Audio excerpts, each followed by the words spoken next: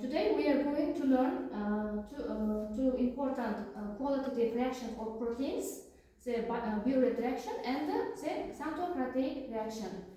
These reactions help us to identify the presence of protein and understand their structure. Look at the picture and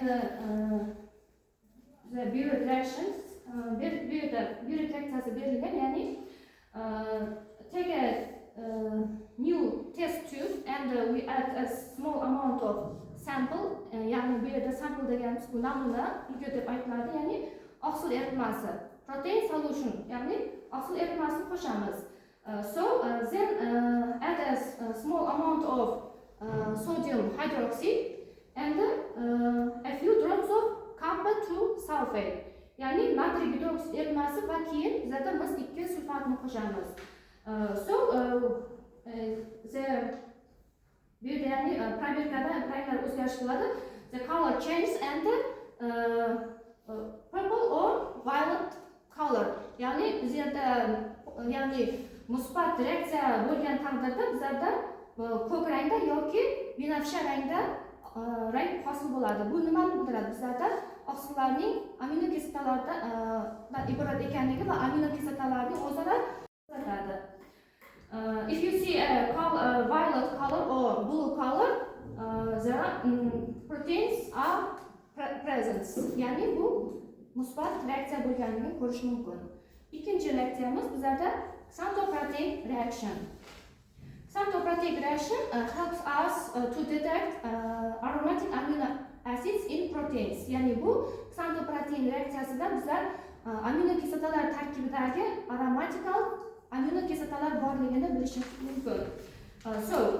Take a new test tube, another test tube, and we add a small amount of protein solution. Then add a concentrated nitric acid, ya'ni nima qo'shamiz? Konsentrlangan nitrat kislotasini qo'shamiz. After that, we carefully heat it, ya'ni ehtiyotkorlik bilan proverkamizni qizdiramiz. And there is a color changes to orange, ya'ni bu yerda bizlarda rangimiz oranjli yoki sariq rangga o'zgaradi. Agarda bizlar bu namunamizga bizlar natriy ishqor eritmasini qo'shsak, ya'ni sodium hydroxide or alkali deb aytamiz, bu yerda rang ko'proq rangga o'zgaradi, ya'ni oranjliga yaqinroq rangga o'zgaradi. Bu bizlarda keyingi, ya'ni aromatik aminokislotalarning o'zaro natriy ishqori bilan o'zaro reaksiyasini ko'rishimiz mumkin. The Biuret reaction and the xanthoprotein reactions help us to detect peptide bonds and the aromatic amino acids. Endi bizlar shu tajribani hozir ishlab ko'ramiz. Yorbek yordam beradi. Take a new test tube and add as protein solution. Bu yerda bizlar pipetkadan foydalanamiz. Oz miqdorda olsak bo'ladi.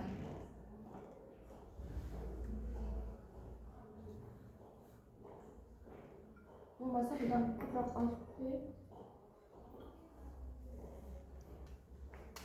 Yana shuncha olib 2 ml chamada olsak bo'ladi.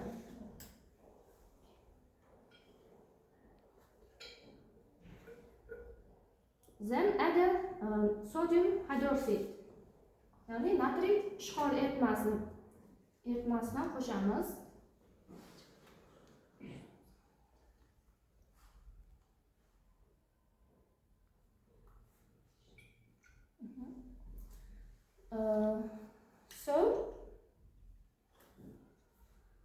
Endi a few drops of copper sulfate, ya'ni mis sulfat eritmasidan bir necha tomchi qo'shasan. Ko'p qolmaslik kerak, bir necha tomchi. Diqqat bilan qarang, bu yerda sizlarda ko'z oldingizda violet rang, ya'ni color, binafsha yoki blue color oqsil eritmasi hosil bo'ladi. Yaxshi ko'rdingizmi? Shaxlan olib qarasam. Bu yerda mana ko'rdingiz, bizlarda nima qildi? Aralashmamiz binafsha rangi o'zgardi.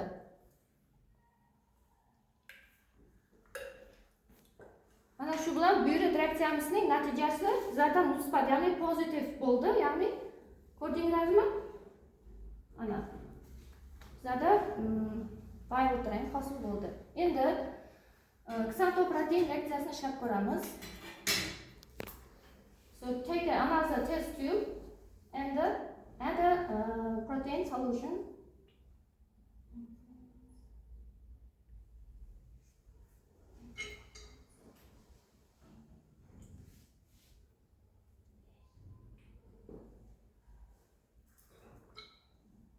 And add a concentrated nitric acid.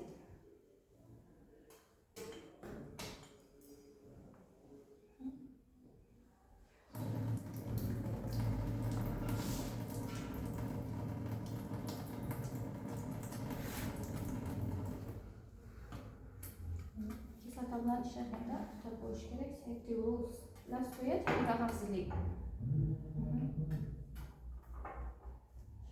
2 millilitr chamasida olasan, budan oqsillarga proporsional qilib.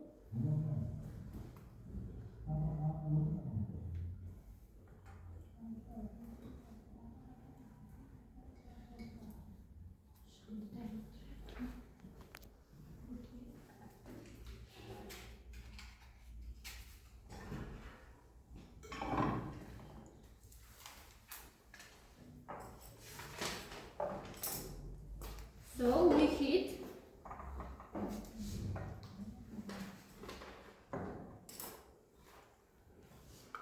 protein solution and the concentrated nitric acid.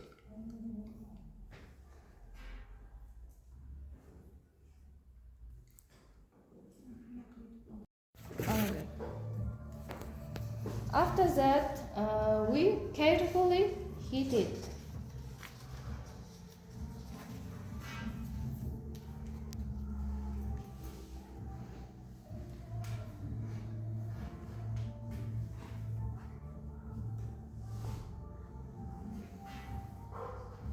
You will notice a yellow color forming. Ya'ni bu yerda aromatik aminokislota bo'lgani uchun konsentrlangan nitrat kislota bilan reaksiyaga kirishyapti.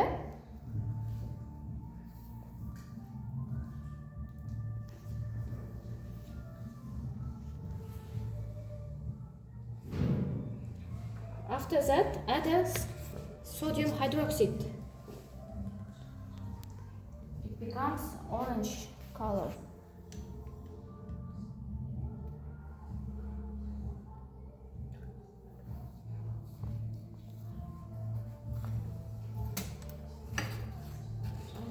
Mix. Yani aralashmani aralashtirib.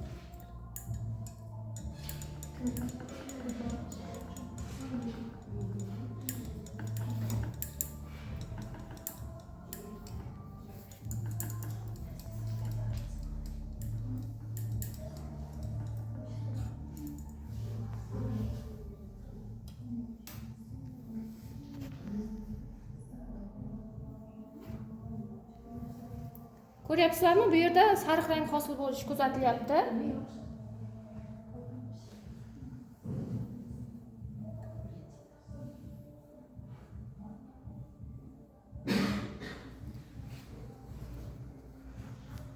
So students, to summarize today's topic, the Biuret reaction and the ksantopprotein reaction both are very important.